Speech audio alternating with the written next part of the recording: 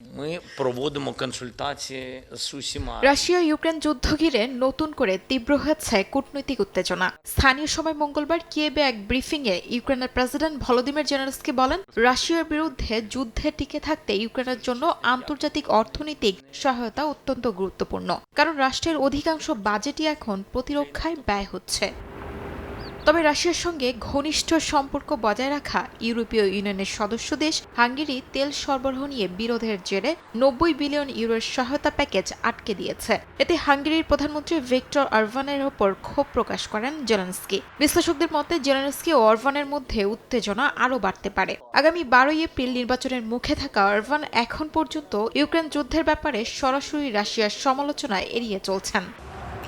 এদিকে হাঙ্গেরির দাবি, ইউক্রেন ইচ্ছাকৃতভাবে দ্রুজপা পাইপলাইন দিয়ে ইউরোপের রুশ তেল সরবরাহ বন্ধ করে দিয়েছে। তাই ইউক্রেনের সহায়তা প্যাকেজ এবং রাশিয়ার উপর নতুন ইউরোপীয় নিষেধাজ্ঞা আটকে দেয় হাঙ্গেরি। তবে কিয়েভ বলছে, জানুয়ারিতে রাশিয়ার হামলায় পাইপলাইনের অবকাঠামো ক্ষতিগ্রস্ত হওয়ায় তেল সরবরাহ বন্ধ হয়ে যায় এবং মেরামতের কাজ চলছে ক্ষতিগ্রস্ত অংশের। সোভিয়েত আমলের ওই পাইপলাইন ১.৫ মাসের মধ্যেই আবার চালু করা সম্ভব হতে পারে বলে জানান জেলেনস্কি।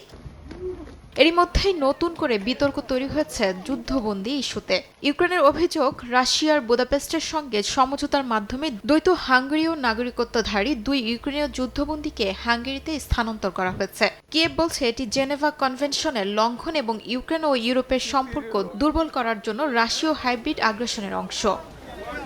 তবে রাশিয়ার দাবি, ওই ২ বন্দীকে জোরপূর্বক ইউক্রেনীয় সেনাবাহিনীতে নিয়োগ করা হয়েছিল এবং হাঙ্গেরির অনুরোধেই তাদের মুক্তি দেওয়া হয়। মানবাধিকার বিশেষজ্ঞদের মতে, ইউক্রেনকে বাদ দিয়ে তৃতীয় পক্ষের কাছে যুদ্ধবন্দী হস্তান্তর আসলে একটি পরিকল্পিত উস্কানি। এতে আন্তর্জাতিক নিরাপত্তা কাঠামো দুর্বল হওয়ার পাশাপাশি যুদ্ধবন্দীদের জীবন রাজনৈতিক হাতিয়ার হয়ে উঠছে।